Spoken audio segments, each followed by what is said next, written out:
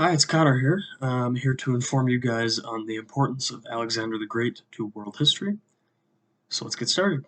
Although Alexander was only king of ancient Macedonia for 13 years, a little less than that, he still managed to change the course of history, which very few can attest to in that short amount of time.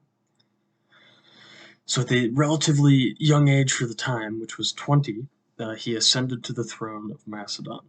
And upon his ascent, he inherited a mighty army, a strong economy, and diplomatic position. These were all gifts from his father, who did most of the work. Alexander was kind of given just a nation complete and ready for war. He didn't really have to do any work at the beginning. He could just start immediately conquesting, and that's what he did. And he used all three of the advantages from his father, that build up, that to greatly amplify the success of his conquest. Um, so to understand that success that Alexander had, we have to go back to his father, and we have to understand who Philip the Second, or Philip the One-Eyed, of Macedon was. So, as I said earlier, he basically set the stage for Alexander's conquest. He did all the heavy lifting, pretty much. Well, not to say what Alexander achieved was not hard. Uh, Philip got the ball rolling. During his reign, he managed to completely unify Greece under him through war. He first many decades, Athens, the great city-states, Athens, Thebes, Sparta, had all been warring with each other, and it was Philip who finally brought them to heel and unified them under him. And he was named hegemon of all Greece, or overlord of all Greece. To achieve this victory, he pioneered the phalanx formation, which was a new, unique pike formation that uh, was a great success against other enemy armies of the time. They had no counter for it, so it was somewhat unstoppable at the time. And Alexander would use it to great effect in his later conquests. Another thing that Philip did, which also greatly helped Alexander, was he secured important marriage pacts with the neighboring realms to the north and west, which ensured that while Alexander was on campaign, Macedon and Greece as a whole were not attacked, and they wouldn't be attacked, which would threaten his position. But because of Philip, that didn't happen.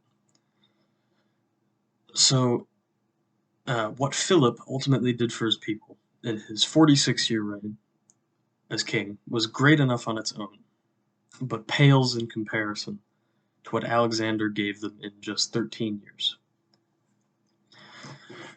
So now we move on to the conquest of the Persian Empire, Alexander's great feat. Um, to start this campaign, he swiftly crossed into Asia Minor, which is now known as Turkey, from northeastern Greece. And he swiftly took most of what is now Turkey with little resistance, almost none. The only resistance he had was at the border, or the crux, between Asia Minor and the modern day Levant, or the eastern Mediterranean coast, so like Israel, Lebanon, Syria. Specifically, it was northern Syria, or what is now northern Syria. This was the Battle of Issus.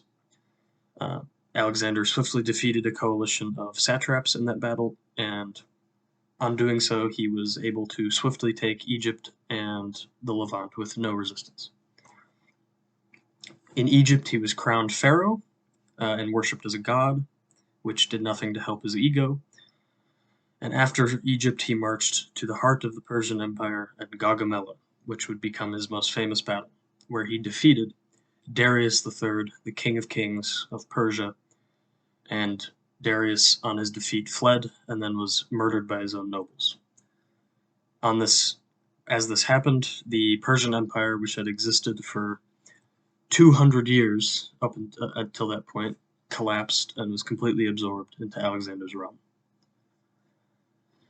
Alexander, after this point, did not stop to consolidate, and he kept conquering the east, marching all the way to the Hindu Kush in modern-day Afghanistan, and he crossed the Indus River into India, the first Greek to do so. And he met there a famous king named Porus, who gave Alexander the hardest fight. And after this fight, Alexander's men mutinied and demanded they return home. Alexander agreed after some stubbornness, and on the way home to Macedon, he stopped in Babylon, which was once the capital of Persia, to celebrate a funeral for his friend Hephaestion. There in Babylon, he acutely fell ill and mysteriously died at the age of 32. So, the conclusion I can draw from this is the life and death of Alexander marked a turning point for world civilization. His endless ambition and lust for conquest led to the creation of an empire that crossed 3 continents, from Greece to the Nile, and from Athens to the Indus Valley.